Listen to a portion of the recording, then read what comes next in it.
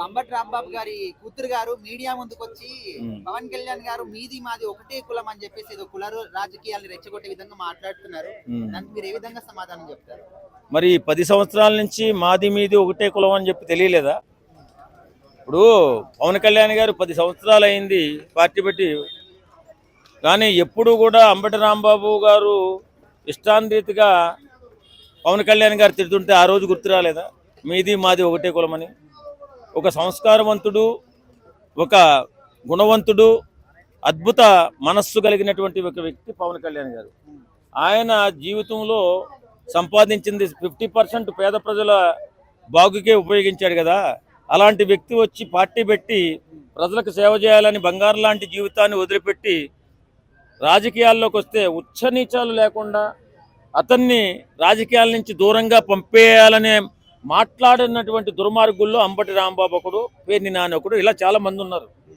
అప్పుడెందుకు కులం గుర్తు రాలేదో, అప్పుడెందుకు మతం గుర్తు రాలేదో, ఈవేళ బాధపడితే గారు బోధపడదని తెలుగుదేశం వైఎస్ఆర్ కాంగ్రెస్ పార్టీకి జరిగిన ఇబ్బందుల వల్ల ఈవేళ పవన్ కళ్యాణ్ గారు మీరు స్పందించండి, పవన్ కళ్యాణ్ గారు మీరు కాపాడండి, మీది మాది ఒకటే కులం అంటే హాస్యాస్పదంగా నవ్వుతారమ్మా. సార్, ఈ మాటలన్నీ కూడా లడ్డు వివాదాన్ని డైవర్ట్ చేయడానికి మన డ్రామాలు ప్లే చేస్తున్నారు అనుకోవచ్చా? నిజంగా లడ్డు వివాదాన్ని డైవర్ట్ చేయడానికి అనిపిస్తుంది. పవన్ కళ్యాణ్ గారు చాలా తీవ్రంగా స్పందించారు దీని మీద.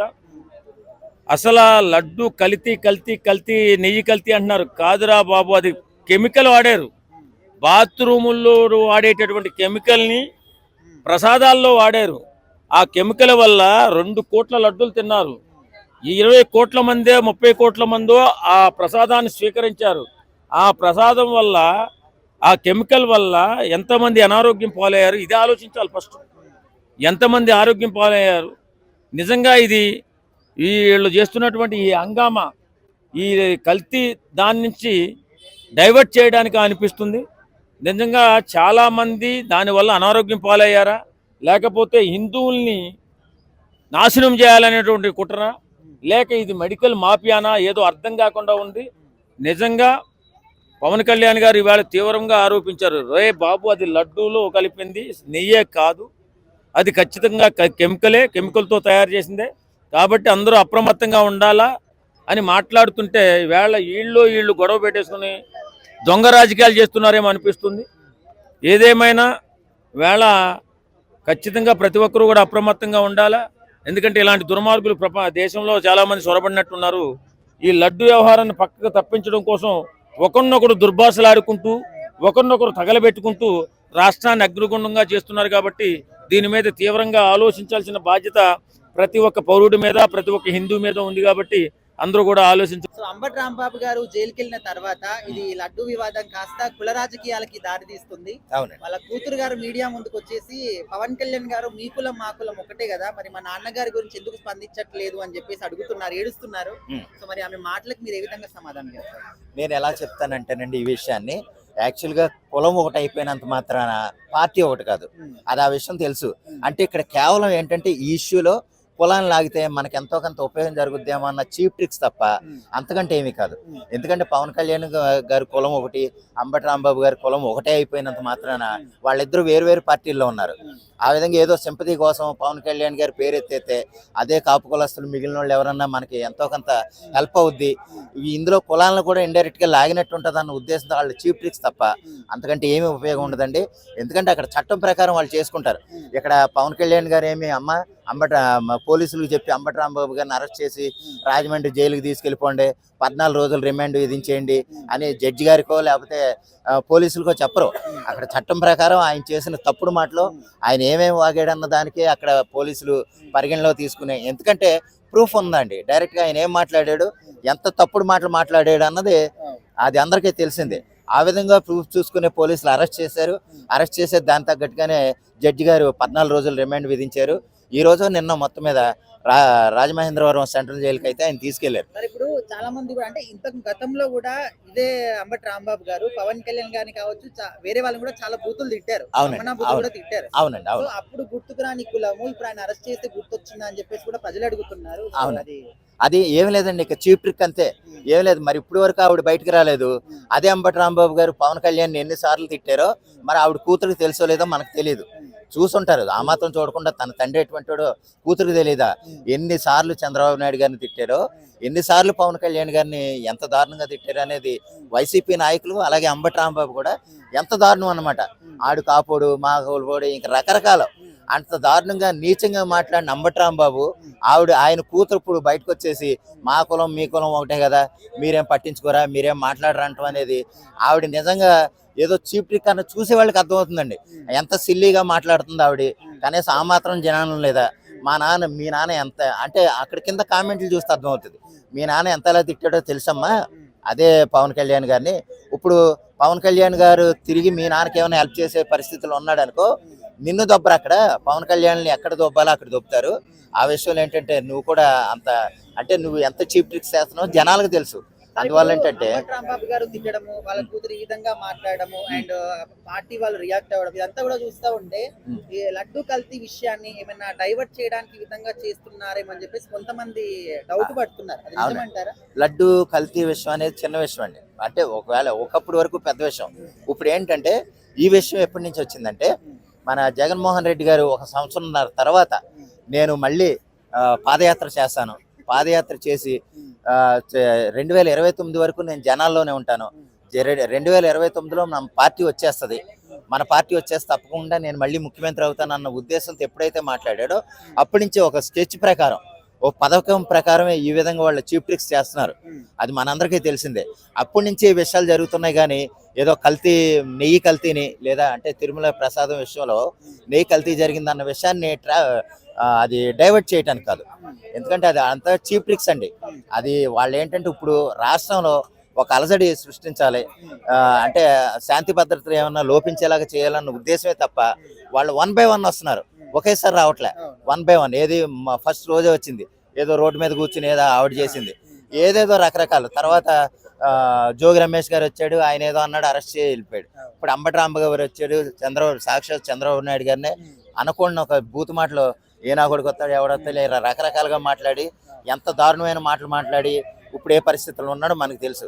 అలాగే ఏంటంటేనండి దాన్ని మళ్ళీ ఈ కులాలకు ఆపాదించి నేను బీసీ నాయకుడిని, లేకపోతే నేను బీసీ నాయకుడిని అటువంటి వాడిని, నన్నే నువ్వు అలా చేస్తావా అని జోగి రమేష్ మాట్లాడడం. మరి ఆ జోగి రమేష్ అనే అతను బీసీలకి ఎంత ఏం మేలు చేశాడో నాకైతే తెలీదు. ఎంత దారుణంగా వ్యవహరించి అదే పవన్ కళ్యాణ్ని లేకపోతే బీసీలు ఒక పోరాటం చేసి చెప్తే అతను కనీసం నాయకుడిగా కాదు ఒక ఎమ్మెల్యేగానే ఒప్పుకుంటారు. బీసీలకు సంబంధించి కనీసం వ్యవహరించి వాళ్ళ ఆస్తులు పెంచుకోవడానికి, వాళ్ళు సర్వం దోసేసుకోవడానికి వాళ్ళ పార్టీలోకి వచ్చి, వైసీపీ పార్టీలోకి వచ్చి వాళ్ళ ఆస్తులు కూడబెట్టుకోవడానికి వచ్చారు తప్ప ఇప్పుడు ఏదో ఎదవ కౌరులు చెప్పడం, నేను బీసీని నన్నే అంత అనసాలని చూస్తున్నావా అని ఎదవ యాక్టింగ్ చెప్పి ఉన్న పదవులో ఉన్న వాళ్ళందరినీ కూడా అప్రదిష్ట పాలు చేసేలాగా మాట్లాడిచ్చేయటం వాళ్ళ బీసీలు. రాంబాబు గారి ఇష్యూ అనేది ఏపీ రాష్ట్ర వ్యాప్తంగా చాలా హీటెక్కిందన్నమాట. సో వాళ్ళ కూతురు గారు మీడియా ముందుకు వచ్చి ఒక మాట అన్నారు, పవన్ కళ్యాణ్ గారు మీది మాది ఒకటే కులం కదా, మరి మా నాన్నగారిని అరెస్ట్ చేస్తున్నప్పుడు మీరు స్పందించలేదు, కనీసం ఇప్పటికైనా విడిపించండి అని చెప్పేసి ఏడుస్తున్నారు మీడియా ముందు. సో దానికి మీరు ఏ విధంగా సమాధానం చెప్తారు? ఇది హాస్యాస్పద చర్య అనుకోవాలనా లేక నాటకాలు ఆడుతున్నారని చెప్పి అనుకోవాలనా?